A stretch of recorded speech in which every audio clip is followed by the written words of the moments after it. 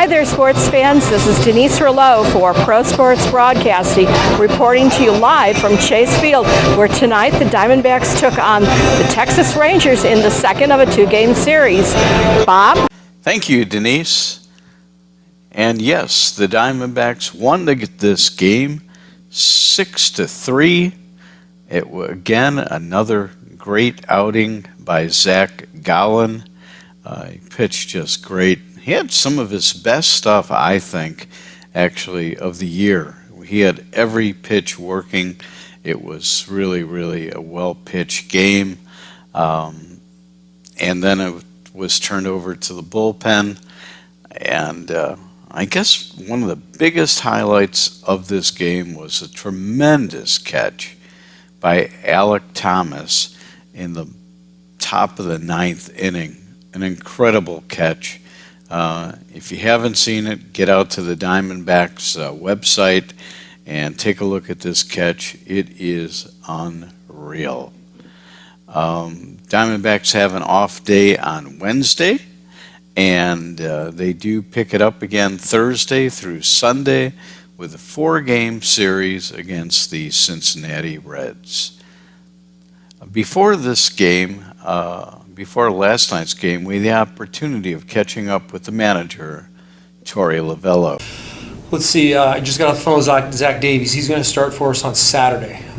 He had a good outing, felt good enough. Obviously about his stuff, the body recovery, everything felt well enough. So, and just covering those bases with you. We'll get the rest of the rotation to you guys probably after today's game, but you can slot him in for Saturday.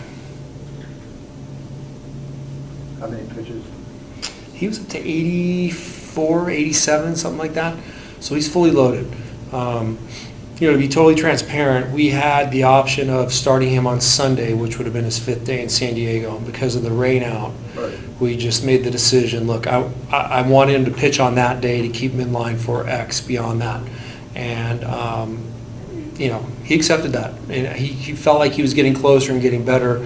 And this was clearly his best outing, in his best rehab outing. So he'll be ready for this. But whatever the number is, I'm not sure. But he's built up. What was he doing that was better in that? I guess this was his third outing. Yeah, I think the first couple of outings, it was about just getting grounded, getting a feel, and he's a feel guy. He's got to throw the ball where he wants. He's got to throw 3 or 4 pitches where he wants.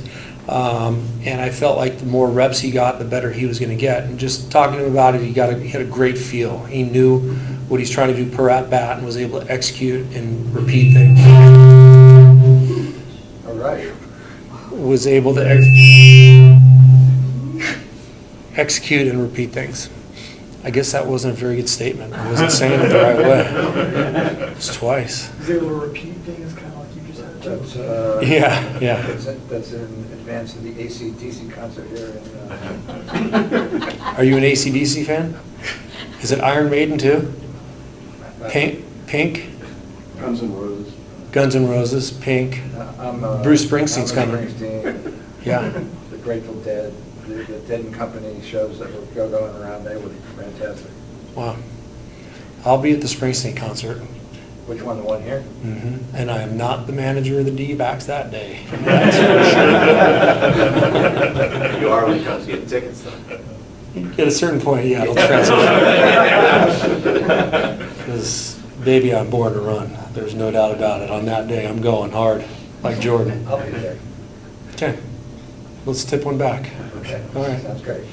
Sorry, going back to Davies, it seems like his changeup hasn't generated quite as many whips as it has in the past. Even in Reno, that hasn't quite come back for him. It doesn't seem like. What are you guys seeing with that? Maybe the separation. I think his overall fastball velo's got to sit around that 90-mile-an-hour mark, and then there's got to be a certain amount of subtraction for secondary stuff to get the swing and miss.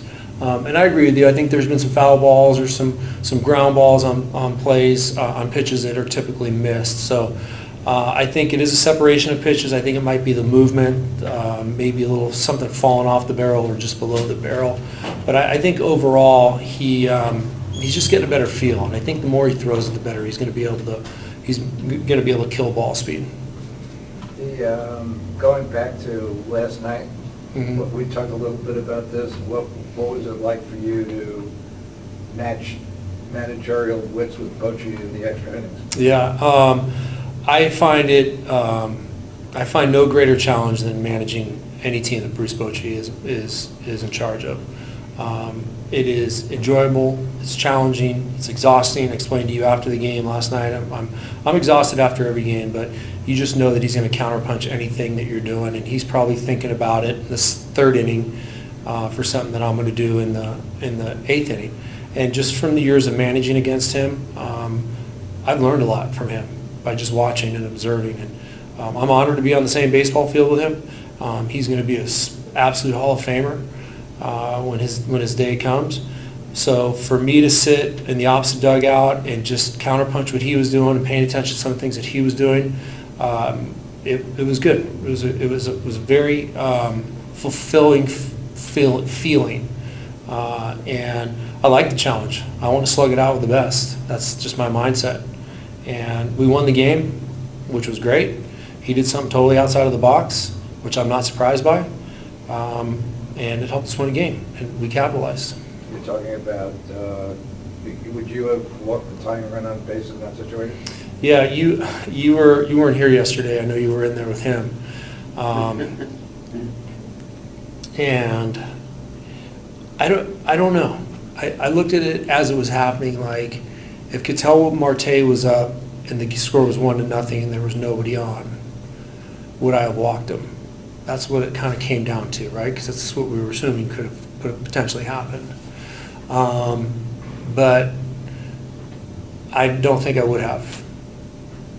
But he has got unbelievable instincts, and his gut tells him a really good story. So I don't second guess what he did whatsoever. Tori, you called it last night a great team moment. Mhm. Able to celebrate out there by second base. Yeah. Take wins any way you can get them, but what does it do winning a game in that fashion? Yeah, I think it gives you just an inner feeling of security that the guy next to you is fighting and grinding just like you are. And you know, Geraldo Perdomo set up everything for that great moment by Tommy Pham by having an unbelievable at-bat. And I think there was just a total team sacrifice in the late innings, early innings as well. I think we were laying it down on defense. We were making pitches on the mound. But it gives you a certain feeling when you walk into the ballpark today, knowing that when you fight together and you connect the way they did, that you can really accomplish a lot more than you think you're capable. I told you guys I believe in synergy. It is a real concept, and I think this team is very connected right now. When you have moments like that, it just makes that connection a little bit stronger. Obviously, Gabby all season has been really good at catching guys stealing bases. But what have you seen from him in terms of growth behind the plate, pitch calling, or working with pitchers, stuff like that? Yeah, it's been noted by many. I think the receiving, the ability to make strikes and very close pitches that aren't strikes. I think that's what elite catchers are able to do with their setup posture and the position of their hand and the way they're receiving the ball. So that's been vastly improved. The game calling continues to get better, and you know we have a very good game plan. We have a team of people, an army of people that are creating a game plan, and I think he was following it to a T, which was great. Sometimes you got to make some adjustments, and I think he's making quality adjustments at the right time. A couple of other things are timeouts and mound visits, and a little bit more demonstrative. No, we're not throwing that pitch. You throw this pitch right here, this batter's out. Those are the types of mound visits that he's having one-on-one with the pitcher. So you've seen him call timeout and run out there a few times. I think he's taking control of the situation, which is growth and maturity for me. Does that stuff just come naturally with more experience working with the specific staff? I think so. I think there's just a natural evolution, but he's got some really good teachers. Jeff Bannister is on him hard to go out there and take control and be a great leader.